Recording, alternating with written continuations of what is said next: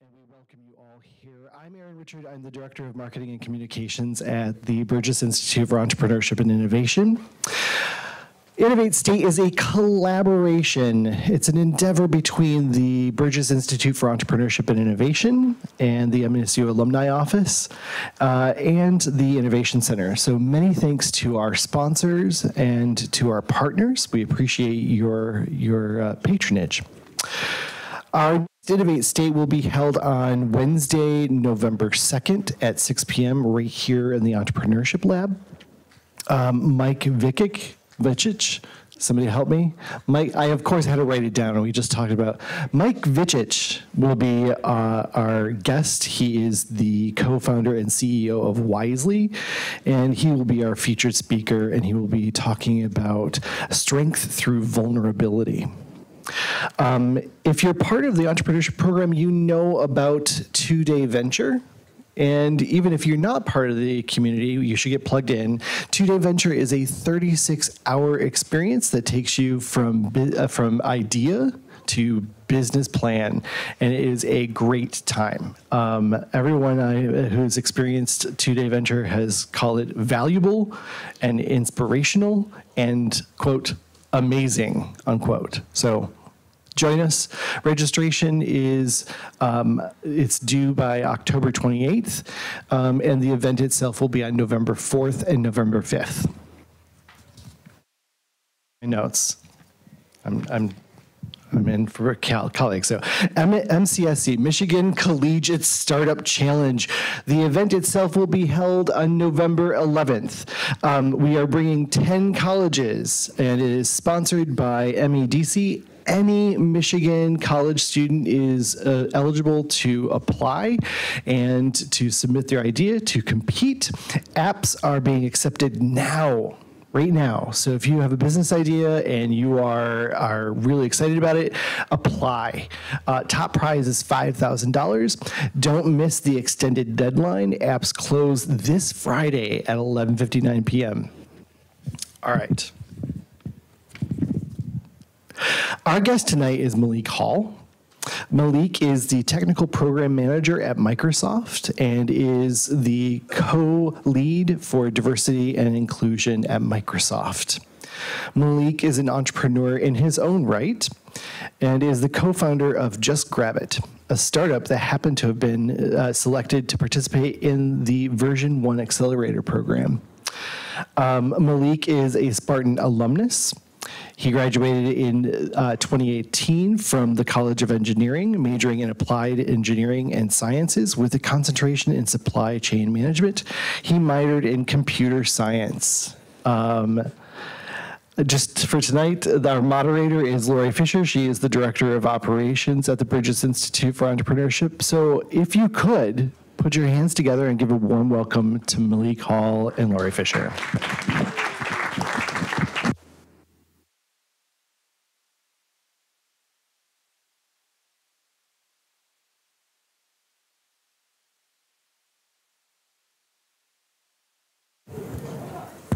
I think that's better. All right. Can you hear you? All right. Joining us, everybody, on this rainy, cold evening. You too, Malik. Just because I'm interested, who here is part of the minor in entrepreneurship and innovation? Oh, lots of people. And the minor just started when you graduated, right? Correct. Malik? Yeah. Yep. Who's in the venture creation program in the Hatch? Few more people. Okay. All right, excellent, very good. So we now know who our audience is here a little bit. So Malik, we met earlier today over lunch, and we just wanted to kind of talk about your journey, right? Your journey from student, because you just graduated 4 years ago, or yeah, 4 years ago you just graduated. You were a student in the Hatch program. We didn't have Discovery and Launch back then. We just called it the Hatch program. And then here you are at Microsoft. So let's just go back, all the way back to when you were at MSU. Okay. Tell us about your journey. Why'd you go to college? Why did you major what you did? Tell us about your entrepreneurship experience back then. Yeah, so for one, I'm actually happy to be here to talk to every single one of you. I'm hoping that my story, things that I've been through, maybe you can relate and maybe be able to take away from this. When I was here as a student, I mean, my story kind of goes back beyond being a student here, because one of the things you just asked me, why did I go to college? Well, one of the things that I realized growing up is that I wanted to do something that I would be actually passionate about. And the reason why I say that is because I just remember growing up and having my family work jobs that they didn't really care for. They were just doing it because, well, it pays the bills. And so for me, going to college was something that I felt was a ticket to be able to do the things that I wanted to do in life. And so that's why I went to the university. Yeah. So how did you choose your major then in all the different activities that you were in college?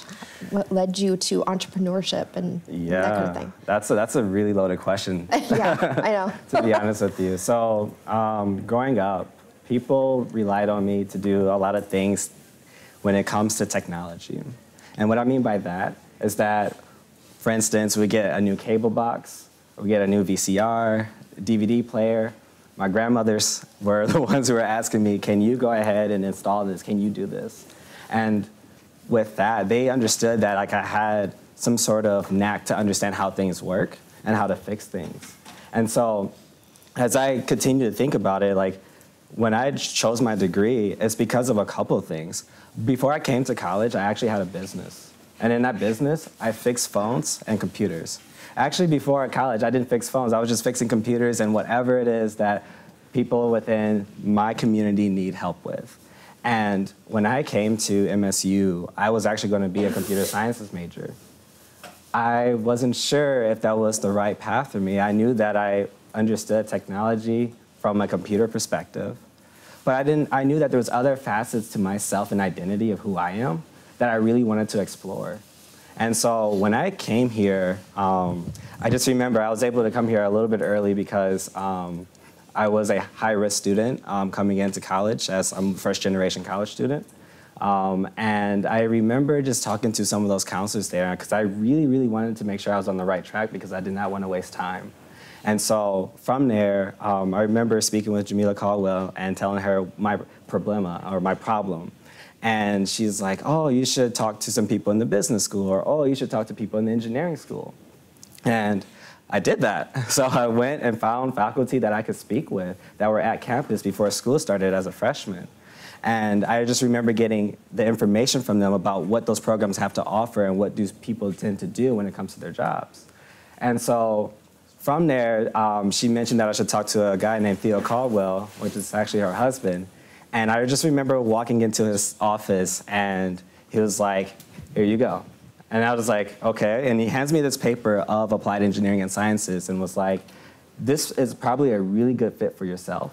And I said, okay. I look at it, I look at the courses, and I was like, wow, it actually helps me with the balancing part of what I have to do right now with my current business, which was fixing computers and fixing anything electronic.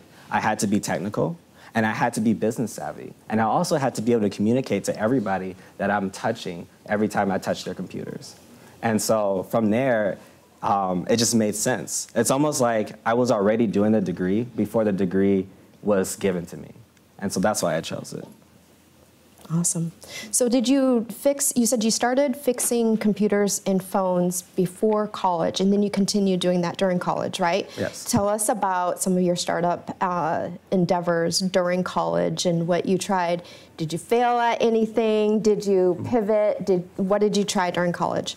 Yeah, one of the biggest things that I pivot was to be only working mostly with phones. And the reason why is because so many people have phones and so many people break them. And I found that most of my customers are coming in were already for people who need phones repairs. And so there was a lot of things that I had to learn, which is I had to learn about supply chain management. And what I mean by that is that these parts of all the parts that comes within a phone has to be stored somehow in some way. Being like here as a student and then trying to work with people overseas to get those parts was a little bit challenging. And through like actually a study abroad experience, I was able to connect with someone who actually connected me with a local supplier in Michigan. And that helped me to be able to pivot my business even more into just doing phone repairs. And not only that, but they offer other parts that I was able to use for other technologies.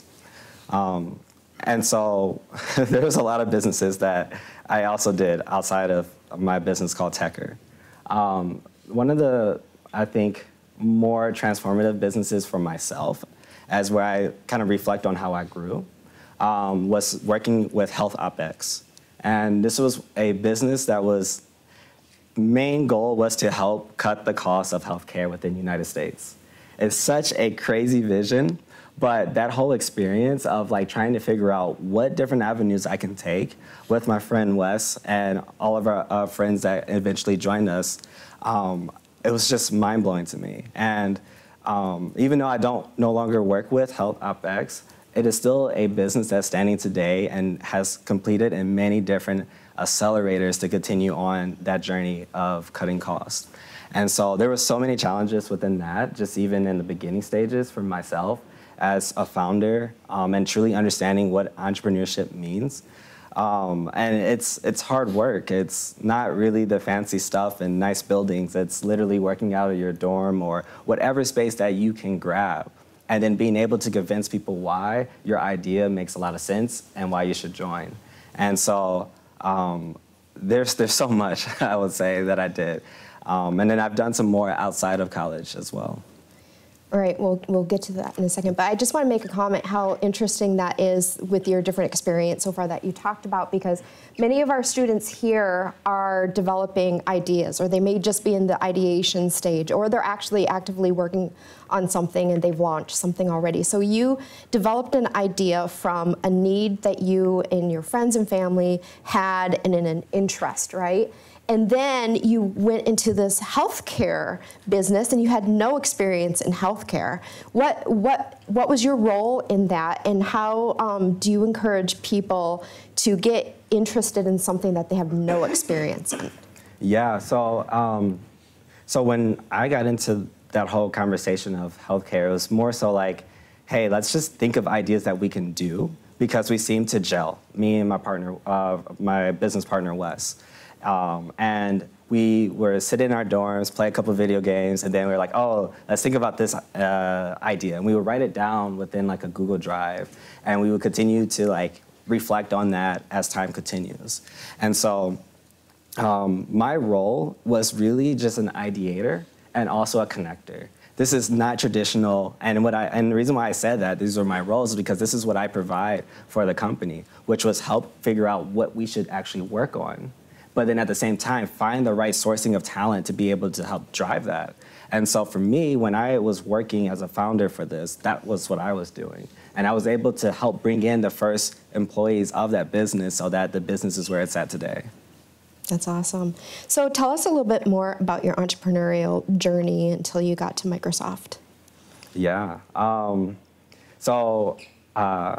I was also working on Techer too, as well, which is my first business that I talked about earlier. And I was also working with Health OpEx at the time.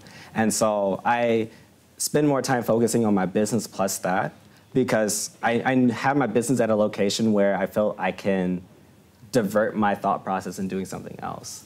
But I kind of want to go back a little bit into Techer, because one of the biggest things that I learned was actually how to relinquish responsibility. And what I mean by that is that when you have something that you truly care about and you call it your own, it's really hard to give trust to other people to help you out in making that vision come true. And what I mean by that, like one of the things that I took away every time I fix someone's phone or device is the smiles. It's the feeling of like, oh my gosh, it feels like I have something new again. Or you just allow me to continue working on my device that I've needed to get my homework done. Or maybe now I can just use my phone normally and not scratch my hands because the screen is cracked. And so like I knew that by relinquishing myself from being that person fixing it, I may not see that anymore. And so that's something that I kind of like was hard for me to let go. And I remember when I hired my first person to work for me, I was probably not the best manager. I was micromanaging, and it was because I wanted my vision to come true. And as I learned, I began to realize that I can't do that. I have to be able to give them the tools so that they can do the things that they can do, because they may have a better way than I have to be able to do the things that I do. And so when I was finally learning to do that, I began to realize, okay, I should not only relinquish the responsibility for that, but I should also relinquish the responsibility of doing marketing. And it took me a minute, but I was able to find someone that helped me out with my website, and I was able to find someone that was another intern or someone that worked within me to be able to broadcast my business to the rest of the community at MSU. And we talked earlier about how important culture is, your team environment, encouraging, uplifting each other. You served as a diversity and inclusive leader at one point, and we talked about earlier today, we had lunch together, creating a cultural shift and how that's so important. Can you unpack that a little bit more? Yes, I can. So one of the things that I did on here as a student was that I was an intercultural aide on campus. And some of you may have heard of them, some of you may have or what, I don't know. But I learned a lot when it comes to like understanding the issues that we go across as students, as people, as humans of this world, especially the United States of America. And I was really driven from that perspective to make an impact into the communities that I was a part of and help change the atmosphere to be more inclusive amongst everyone else. We all live in it, you know, like why not make it better?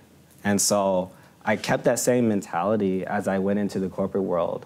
And as soon as there was an opportunity to work on anything related to make the atmosphere much more inclusive and better for my org, I jumped onto it. And being that student right out of college, just eager to make a change, I think my peers and people that were above me really appreciated that.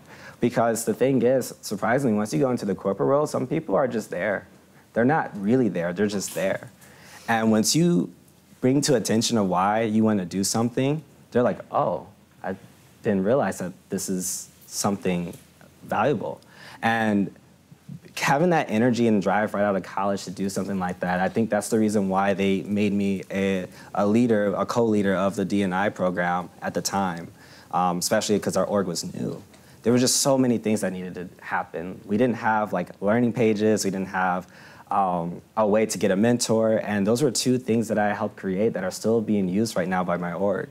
And to me, like D&I, diversity and inclusion and equity, it's just an umbrella term, but in reality, we're change agents. We're trying to make this atmosphere to be something more to allow for everyone to feel welcome. And honestly, it's probably one of the hardest things to do. I've realized that. And so that's why I also took a step down from being one of the leaders of my diversity and inclusion organization, because it is a lot of effort and it's a lot of passion, but it's also a lot of heart. And so I'm not saying I don't have it, I truly do, but it's really tough to please everybody. So it's a big thing. Changing a culture is tough. Even here on campus, that's also very challenging to do. But you have to stay resilient, but you also have to make sure that you share the responsibility with everyone, because it's not really my motive, it's all of our motives. That's why it's so important to surround yourself by people who are different from you, right? Like you said that you realized you couldn't go on with your own startup by yourself. You needed help. You needed other talent, maybe to take up what you didn't specialize in or something like that, in finding your community, right? And so for you, you created a little community with your team.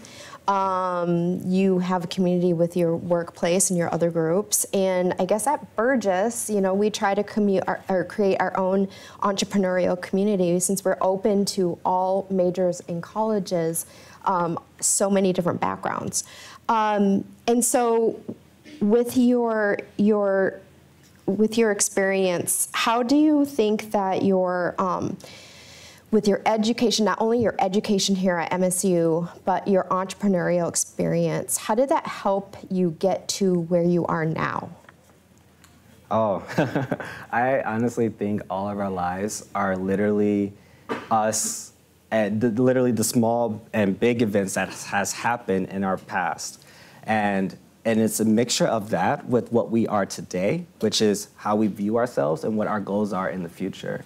And so by combining what you've done beforehand to help you out to do what you're going to do in the future, to me, that's actually what we're doing. That's honestly the story of a lot of us.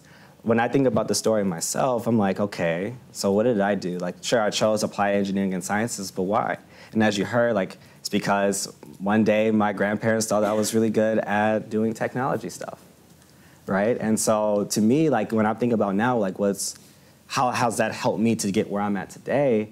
And where do I see that going? I'm like, well, let me just think back. Like, I was really involved with entrepreneurship, and yes, I do work in corporations, but I was also a change agent. And so one of the things that I'm doing at my job right now is actually help changing the culture within just my org itself.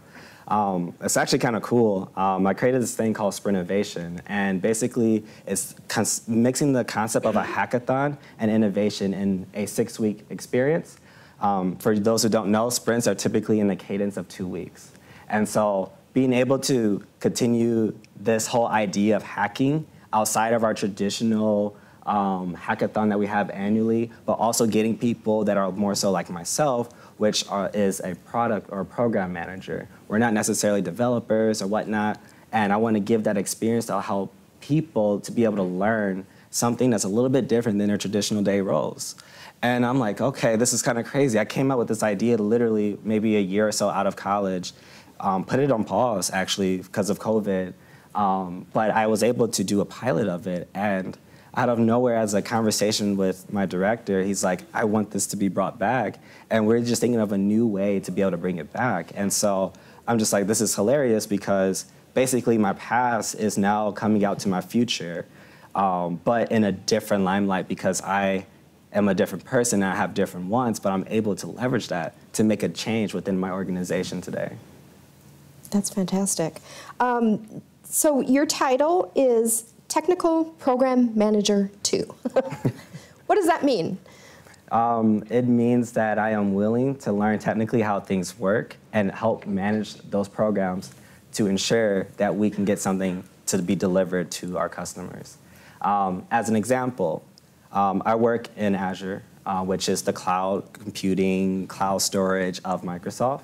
And my job is to be able to put in a new, non-before-seen product into our data center and work with our deployment teams to ensure that those servers actually work. And when I'm talking about servers, I'm talking about servers that are big as probably like this half of this room.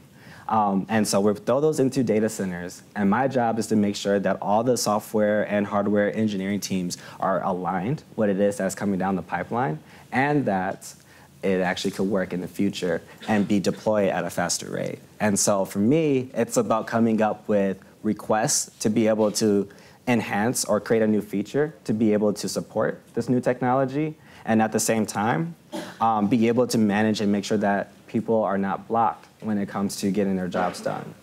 And so, and that's one half of my job. The other half is that I help with automation to make the job of someone like me easier.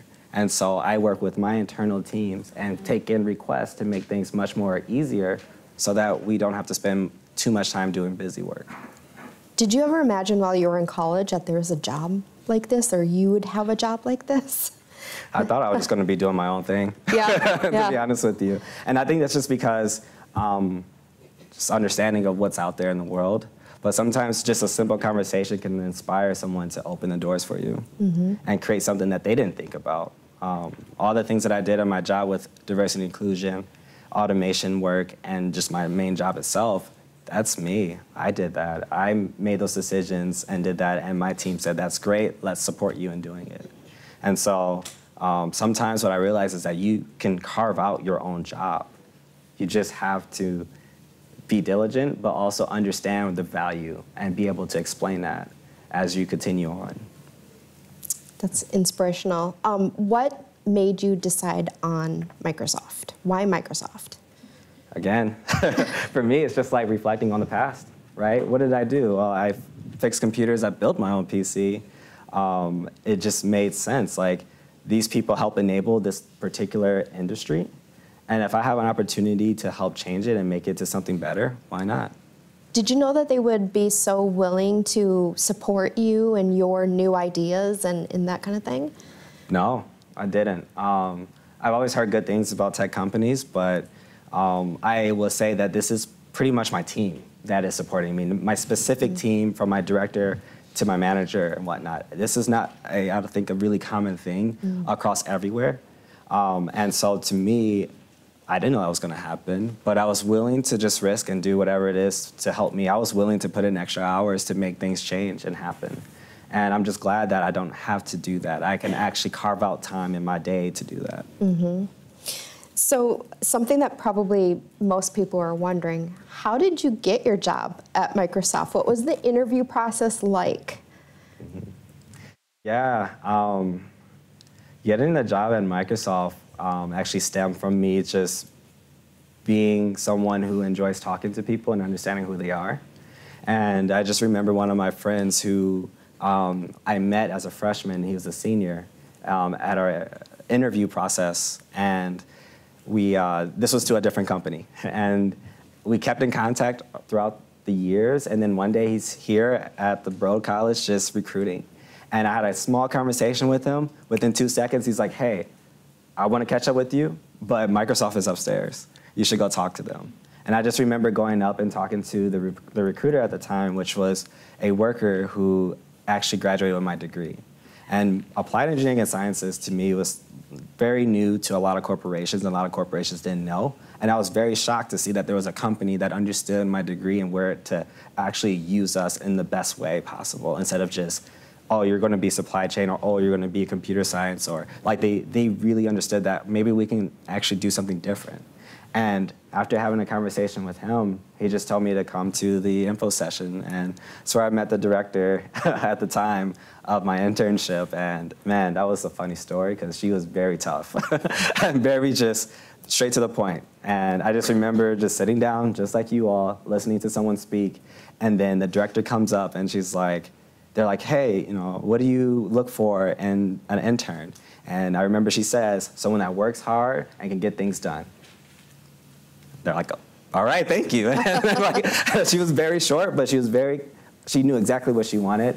And going through that whole interviewing process, it's interesting, because like you do have like a phone screen, then you go into, we call it a super day, which is where you talk to like 4 people at a time. But to me, the super day was really fun, because I got a chance to meet new people and add new people to my understanding of people, or should I say like my quote unquote network of people. And I was just actually intrigued to understand what they're doing. Why are they here? What work do they do? What keeps them here? What motivates them to wake up in the morning? Because this is a place that I know people dream to come. I want to know what those dreams are. I want to know what's making these people so motivated to do the things that they're wanting to do. And to me, it was, even though it was an interview process, but I felt like it was an interview process for me to interview them, to understand what it is that they're doing and what they're trying to do with themselves. And so the interview process is probably going to be different for many of you all, but for me, that's how I saw it, and that's how my process was. So you turned the tables a little bit and asked them questions and made them think a little bit about why they were there. So you said that Microsoft's mission was to empower everyone to do more. Yep. And I know that that really impacted you. Can you talk a little bit more about what that means? Yes, I have a couple of different perspectives. And so the reason why I said that's really important is just because when you're an entrepreneur and you're trying to convince people why they should spend their time in their life, remember, time isn't something that we all have. Sometimes we don't know where time will take us. We don't know how much time we do have. But if you want someone to work with you, you need to have a mission that people can stand by. And so I learned this when I was doing my job with Health OpEx and just understanding the mission of figuring out a way to cut healthcare costs. And I'm just like, wow, that's probably to me one of the best mission statements, because in the United States, healthcare is very expensive, especially when you don't have a high-paying job or a job that supports you in that. And so to me, I was like, that is an amazing mission. And so when I go out and like was doing my research like you all are trying to, when you're trying to find your internships or full-time jobs, I was actually reading their mission statements and see if it's something that makes sense. And to me, it's like, well, when you think back on it, and you like to empower everyone to achieve more and do more, I'm like, dang, that's dope. And I'm like, okay, like I can go by that. So times where I'm feeling like, oh man, I'm not sure if I really want to do this right now. If I just take a second and think about the mission, I'm just like, oh, dang, that's crazy. It's just kind of back when I was an entrepreneur doing Health OpEx and what motivated me to like help create more ideas so that we can actually tackle this idea of cutting healthcare costs. And so it's a cool mission. And I think like if you are interested in entrepreneurship or even a company that you're working for, it makes sense to look at it. It's not the full story. Keep that in mind, because people are really good at wordsmithing. But if it's something, you look to see if they're also actually doing that. And if they are actually doing that, then that's something that you can go and stand by. And then you go actually and take that. So I just keep that with a grain of salt. Like, it's wordsmithing. But at the same time, see their track history. Look at their receipts. Are they actually doing what they're saying they're doing? And if so, do you actually resonate with it? Do you vibe with it? It's like literally doing a vibe check. Then once you do that, then you're good. You can go ahead and say, sure, I'll go ahead and put in an application or do this interview. I think that's really important, regardless of what path you take.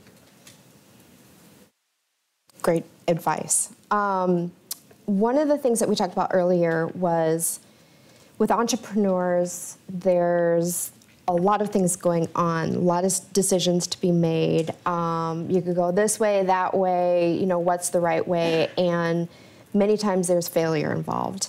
And you had talked earlier about failing fast.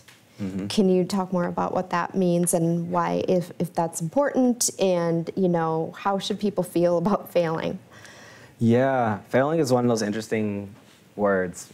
To me, I see it as more like give it your all instead of failing. And even though failing fast is something that we use at my company, giving your all will help you find what it is that you're trying to do faster. And this is what I mean by this. When you work hard at something and you are spending time at working hard at something, you will quickly determine if this is the right path that you want to take, or do you just want to stop because you don't have the capacity and drive to continue moving forward with it. And that's kind of what I mean by like failing fast. It's because now that gives you an opportunity to not waste time and understand what it is that you're trying to do next. And I think that's extremely important, that you give it your all and actually give the time that's required to doing that, because how else do you know if that's really going to be something that you can continue doing for the future? And so once you do that and you realize that maybe this isn't the right path for me, well, the cool part is that you just spend all that time becoming almost like someone that's really knowledgeable of a particular subject or a particular problem that you were trying to solve. Now you can use that and think about it from a different perspective. And it's just like, I guess as an example, like for me, I just think about like my understanding in doing blockchain research. That was one of my jobs as an intern, was to understand how blockchain works and how we can apply it in supply chain. And doing that whole experience, I realized that like I do not really care for logistics, but I really like the idea of technology and how we can make it better. And so I knew that I don't want to be in the forefront for logistics, but I knew that I want to be more integrated with the technology that can maybe help it or help anything else within the business sector. And so that's what I mean by trying hard, and then you maybe fail, but you just literally just taking your learnings of what you've done in the past to help you out to make your future. Yeah, because failing is just a stumble, right? You're going to learn from it, and you'll either learn not to do that again or do something a different way. But it's always something that you're going to learn from. You're not really truly failing. It's leading you to what you're supposed to be doing eventually. That's the way I see it. Yeah. What's next for Malik? Like, if it's, you know, with Microsoft, are you going to do another startup? What's on the horizon? Immediate horizon, I got my first salsa dance performance in 2 weeks in San Francisco. That's awesome. So I'm definitely working on that. But to me, it's just about putting the seeds in place so that I can eventually do whatever it is that I want to do. That's really it. I don't know exactly what that next step would be.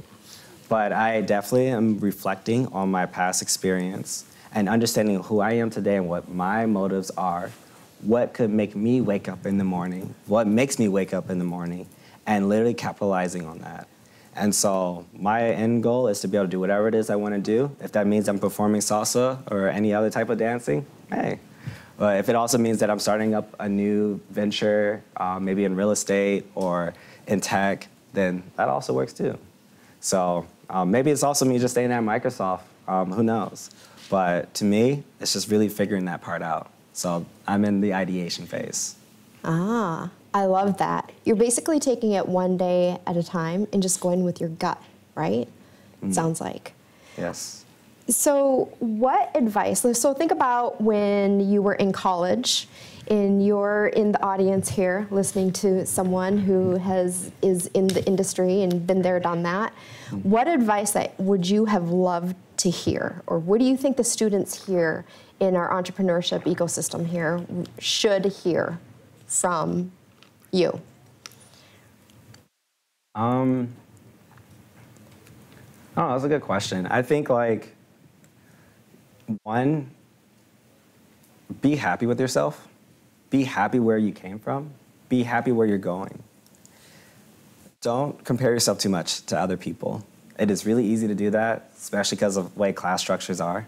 And you take exams, you talk to your friend, oh, what'd you get on that exam? Be careful when you do that. Because in reality, this life, you're actually running your own race. Well, you should be running your own race. And this was one of the conversations that I had with a good friend of mine in Seattle, one of my other favorite entrepreneurs as well. And he just explained, you should be always running your own race. Stop trying to compare yourself to other people all the time. It's okay that you made it to here. Actually, that's awesome that you made it to here. Keep thinking about how you can improve yourself. And could think about what you've done in the past to help you get you to where you're trying to go to in the future. And I think that's, to me, the most important thing, because if you are trying to keep up with your friends that are running multi-million-dollar companies and you don't even have an idea, that's irrelevant. Why would you even do that? You're just literally setting yourself up for psychological failure. Don't do that. Think about you. Think about how you can change yourself in a way that still fits who you are as a person, but then also being able to leverage that to get you to the next level and stage for yourself. Make your own milestones. Take control of what it is that you're trying to go. Because you can have someone else do it, like a counselor, advisor, which is cool, but that may not be the full story of you. That may not be the full story of you. That may just be a small sector of who you are. So you have to be the person to be able to do something like that. It's your life, and you get to choose how you want to live it. And earlier today when we were talking, you had mentioned that it's so important for people to understand that you are individually kind of your own business. You are your own brand. So what does that mean? What's the story of your own brand? Yeah, I think it's funny because I know some people in this room is going to laugh when I say this, but I remember Jay-Z was just saying, I'm not a business, I'm a businessman. And what he meant by that is that he's literally saying that myself, who I am, is a business. And it took me a minute to understand, what does that really mean? And then I start to realize, I'm wait, he's doing deals. People are having him as a sponsorship for whatever it is. It could be drinks, it could be games, it could be whatever. But then he starts to realize it's he's capitalizing on who he is as a person. And it's kind of crazy to me because when you're looking on Instagram, TikTok, and whatnot, that's actually what people are doing. They're some people just have their name as their handle, and then they're just doing whatever it is that they want to do with it. And you know what? People love it. They love that they're selling their whole lifestyle and idea and whatnot. And this is kind of what I mean. When you go into a room, who you are or who I am, which is Malik Hall, I am myself. I represent myself. I came here as myself. And then people see that and they're like, wow, I kind of like that. I like Malik because of what he's doing. And to me, that's what it means to be your own brand. You are owning up to who you are and you create this kind of image of what it is that you do. And I think that regardless of if you do your own business or you work for someone, that brand sticks with you. It follows you. And you need to be cognizant of that. as you go into whether it's an interview with somebody or if it is that you're trying to convince someone to join your team.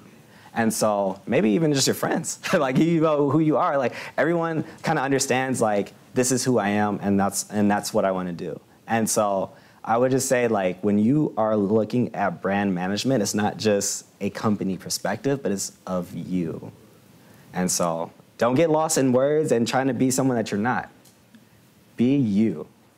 It's such a simple phrase, but it's such a hard thing to do when you have everything in front of you to compare to. Just be very conscious of that. But you are a brand. That's so important. I love that. Thank you, Malik. And when you're thinking about that, when you're meeting people, when you're out, not just interviewing, when you're at a networking event, when you're meeting other people, making connections, professional connections or whatever it is, think about your story. Think about who you are, what kind of environment is important to you, and that kind of thing. So thank you so much, Malik. We are going to now open it up to questions because I know the audience has a bunch of questions. All right, so raise your hands. Somebody will be around with a microphone. Take your question. Yeah, over here. Oh, over there and then over here. And then make sure you say your name as well. Hi, I'm Jack. Thanks for talking to us. Just curious, when you were fixing people's devices on campus, were you like, well, excuse me, were you like well known and people come to you and be like, oh, I know a guy that can help you out? And if so, how did you get to that point where people were coming to you first over like an actual, like a local store or something like that? I mean, to me, it was just more, when I first came here, no one knew me, but then eventually people started knowing me because of my personality and how I am. I enjoy just getting to know people. Like, that's just how I am. And the reason why people start coming to me was not just because of that, but just because I understood my competition. It's going to be more expensive if you go off campus. It's also, you have to take your phone there. I can meet you somewhere here. So I made it very attainable and easier, or should I say, I made myself accessible than I think some people weren't doing. They didn't care. And so honestly, even when I was thinking about next ideas and next ways to up-level my business, I was thinking about accessibility and being more mobile. Maybe having a truck to drive to wherever they're at, fix the phone in the truck, and then keep it going. Something I didn't do, but it was definitely on my mind. And so to me, once people understood how accessible I was, then the word became. My business grew because of word by mouth, majority of the time. And so, sure, you could have ran different ads on Instagram and whatnot. I didn't do that. I just let people know what I do, and I made my brand known of what it is that I do. Thank you. It's one over here. Hello, my name is Aaron Chisholm. I'm an honors sophomore marketing student here at Michigan State University. I'm curious, like, what drives your curiosity in other people, and how you like use that to be like a good leader and like people connector. Oh, dude, that's an awesome question. I was also an honor student as well. But I think, like, for me, I've had this knack of just understanding people. I don't know what drives it. I just want to get to know people. I see someone new I haven't seen before. I want to understand who they are. I go up and ask a question, see how they're doing and whatnot, even when it came to like the recruiters. To me, I think it's like my drive is just to really understand my environment. I've always been very cognizant. Like, I see the camera guy in the room right now taking pictures. I am very conscious when my environment changes, and so I want to know everyone that's in it. And then actually from there, like, I just felt like connecting people, I've just seen the success of that. Like, I have 2 startups that have done that before, and it has helped them to reach different playing fields that they couldn't have done anyways. Because to me, like, this world, we're very connected, regardless of who we are, how we look, where we come from, what language we speak. And honestly, once you like also take an opportunity to go outside the country and talk to people and understand their backgrounds and what they're doing, you're like, whoa, you also like dancing too? Like, I've always wanted to perform. Wait, you're performing? Can I get some tips from you? And to me, then I take that and I have like a ledger in my head. I'm like, okay, this person does this. And I was like, oh, wait, someone else is doing something like that. I should connect them. I don't know. I think I probably get it from my grandparents, to be honest with you. They love talking to people and love getting to know people. And I think I just do the same. I just have a platform now, being a college student and being who I am, and I can outreach to more people. And I realize the benefits of helping people. And I think that could have been just from me and my upbringing, or it could be just the jobs that I had as intercultural aid.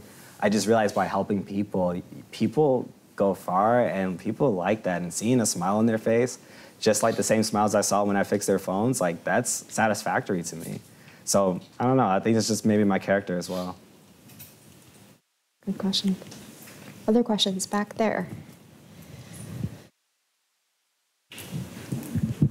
Hey Malik, thank you for speaking. I'm Diego Fernandez, and I'm a marketing intern here. And going back to the Jay-Z quote, I like that quote a lot. I definitely can see a lot of people out there like being their own personal brand. Like you see it a lot on TikTok, on Instagram. How can you do that in a way that actually adds value to the world as opposed to being something that's just maybe superficial or for attention? Like, how can you make that distinction, and like, how can you do it in a way that you know that you're adding value to the world? Yeah, that's also a really good question. I think it's a challenging one because who you are may not always add value to other people. It's about understanding if you, I guess it just depends on what perspective you're coming from. Like if you're coming from someone that's on social media, or if you're just coming from someone as just a normal person. So like for me, because I think that's probably the only example I can really use, I think the idea of me being a connector is how I create value into a lot of people and to a lot of things in this world. And to me, like even though my brand may be the fact that I was a College of Engineering student, I did a little bit of supply chain, did a little bit of computer science, started on business, all this and that, I still think my main value proposition is just connecting people, whether it's ideas and thoughts or actually with people. And so to me, it's about understanding what it is that you can connect to, or should I say add value to, and then just making sure that's a priority if that's what you want to continue on doing. And for me, that is a priority. So that's why I connect with so many people when I get an opportunity to. So I think it's like making sure you understand how you create value, but then also prioritizing that to be how you create value and actually think about how you can up-level that. Yeah, that makes sense. It's different for every person based off of what their value is. I like that answer. I'm also someone who likes to connect, so I'll take some notes from you. Sweet. Thank you. Questions? And you have, Malik, you have some kind of thoughts about social media and where it's going and that kind of thing, right? Yeah, I do. You want to share that? I don't know, eventually, I don't know. It's like with social media, I actually try to stay off of it as much as possible. And I think it's because I don't want to keep comparing myself with other people. And I also don't want to be that toxic person of showing how good I'm doing to other people when they're not. And so I think as people start to like realize some of that stuff, I think those businesses are going to have to change. And so to me, I think it's like, it can change. I don't know what that change would be. But I think people are realizing the effects of social media, especially how things have happened for people that are much younger than us. And so I think it's just a matter of time until we see something different of how to do it. But I also encourage you all to make sure that you're giving utility if you are someone or an influencer. Make sure people are actually able to take away from what it is, what value add that you're bringing to them. Because I don't think social media is bad. I think it's great. I learned so much. That's how I learned about a lot of things that I do today. But just be sure that you're not just doing something just to capture attention and views, but think deeper of like how you create value. Whether it is to show like someone with your physique of how to dress, or being someone that's able to show someone how to cook. Like that's really important. I think that's an excellent reason to use social media. But if you're just trying to look nice and just get people to like your post, I think that's not going to be the future. I think things will change, and eventually you probably will stop doing that if that is the case. Maybe. Yeah. Right, another question. Hi, Malik. My name is Betty Sanford, and I can remember speaking to a professor once, and we were talking about Malik, and he said, oh, Malik is a dynamo. And I don't know whether, if you Google Malik on MSU page, you'll find that he has done a little bit of everything. When he was a student here, he was creating programs and going places abroad and just all kinds of things, getting scholarships. Malik was a very progressive person. And so oftentimes the question is, what are your weaknesses? So I don't believe in that. I believe in growth areas. What would you say are your growth areas or is a growth area for you because you have so much to offer? Yeah, that's a great question, Ms. Sanford.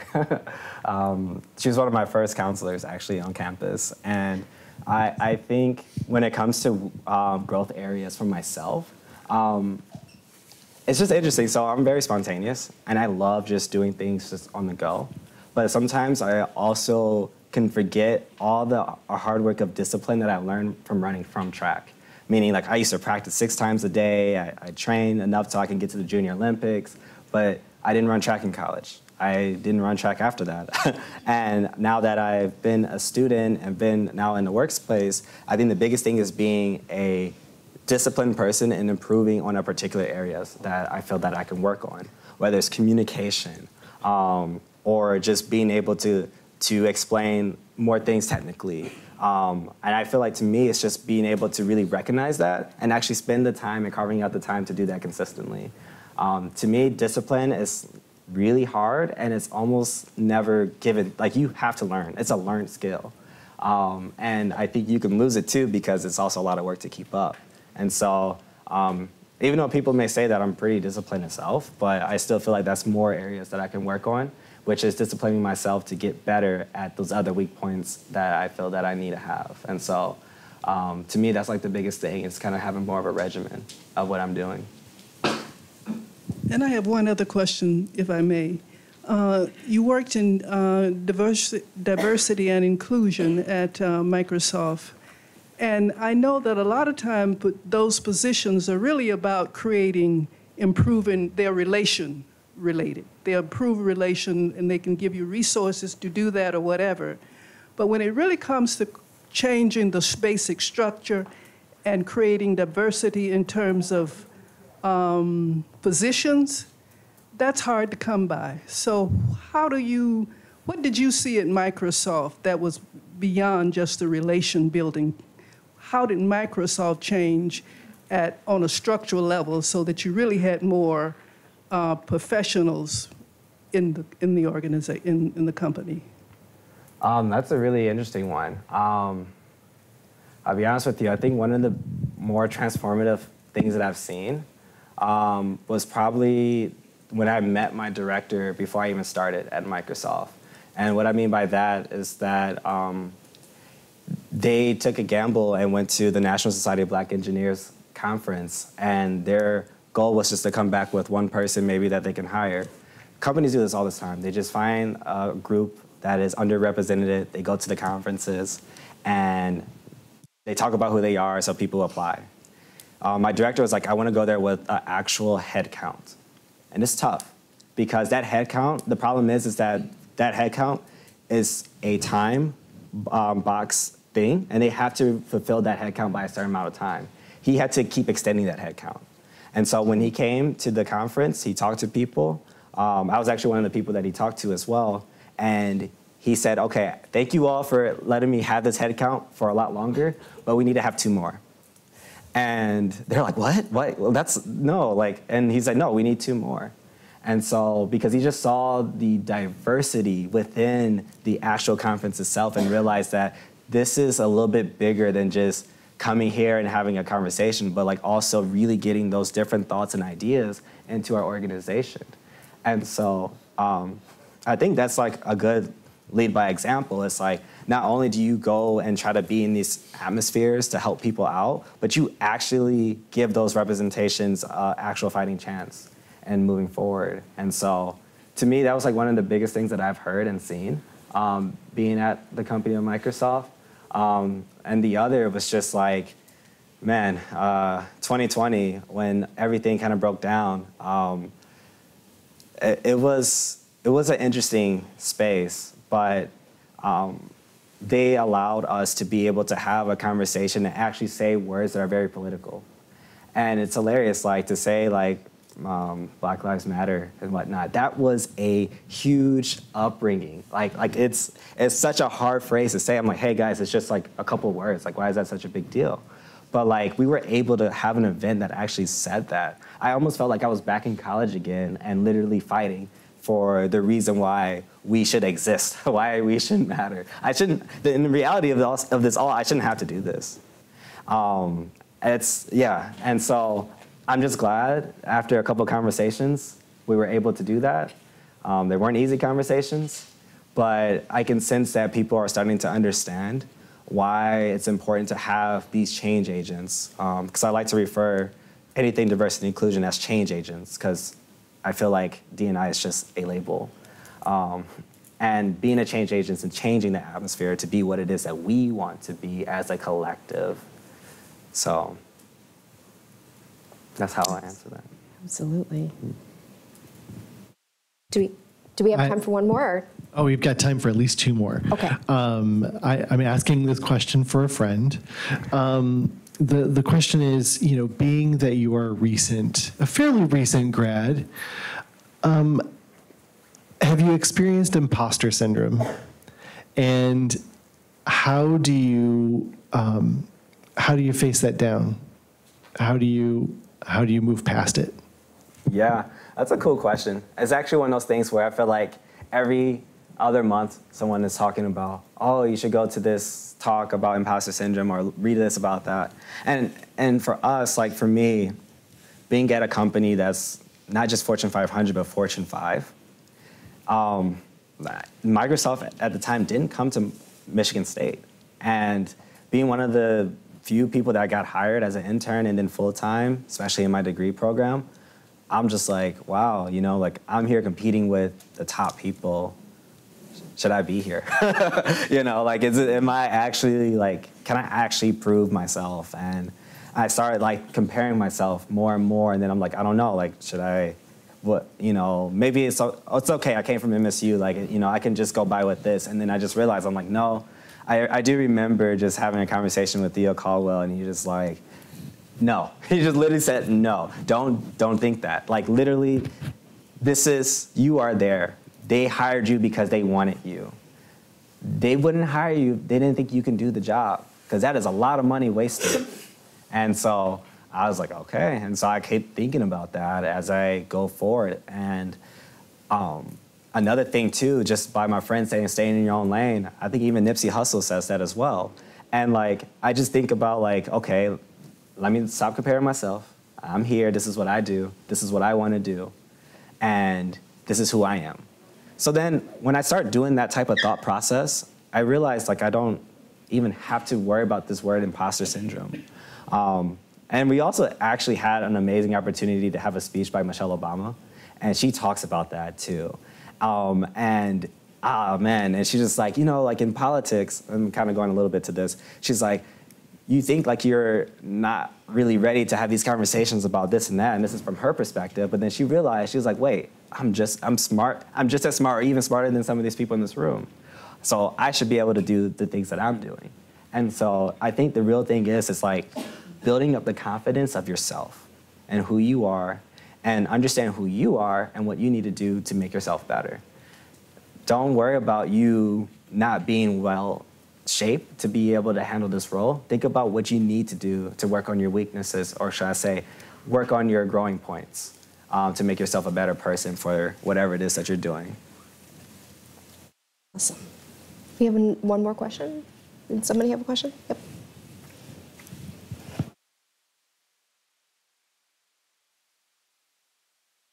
Hello, my name is Ali, and I have a question about how did you free, because in my case I have like expectation from my family, so it's weighing me down. So, to pursue something you love, who you want to be, is a risk at the end of the day.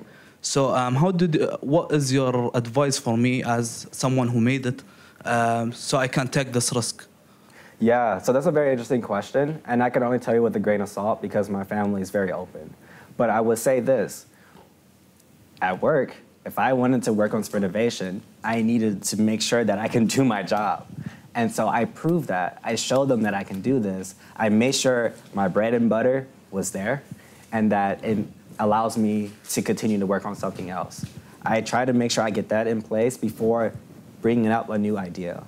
For you, like I said, take with a grain of salt. Maybe something similar as that is like understanding what the expectations are with your family, and being able to listen to them and understand it to them, and then also understand how to maybe convey yourself a little bit differently with them. Explain what you've done, what you're going for, why this makes sense. And you're just like, hey, I'm not about to go right away. I'm gonna take my time. I still be here. I still be the person you always love, but I'm also gonna dabble into this as well. And if that's okay, like just let me continue growing and then being the person that I'm maybe destined to be. And so honestly, it could be a lot of wordsmithing, but like just understanding where your parents are coming from and then being able to talk in their language. And I mean that specifically because like we all have different ways and jargons that we use to explain what it is that we're trying to do and where we want to go. And you have to leverage that. You have to speak another language, even though it may be English or whatever language that you speak. You have to talk to them a little bit different. So I would say just do that. Thank you. Thank you. All right, so I think that we're almost out of time. But Malik, I want to say thank you so much for coming. And I think my takeaway is to believe in yourself, work hard, and be happy with who you are today. Any other last closing thoughts? Other than that, like, I was in your shoes before as well. Like, I probably went through some of the same things that you are. I'm pretty much human just like you are. Like, any one of you have so much potential inside of you. You may not understand it right now. You may not understand it a little bit later. But eventually, if you continue thinking through it, you will understand it sooner than later. So keep that in mind as you're going on into your classes, going into internships, or starting your own business. Realize that you have a potential inside of yourself, and all you have to do is talk to yourself and understand it a little bit better. And I appreciate it. Thank you so much.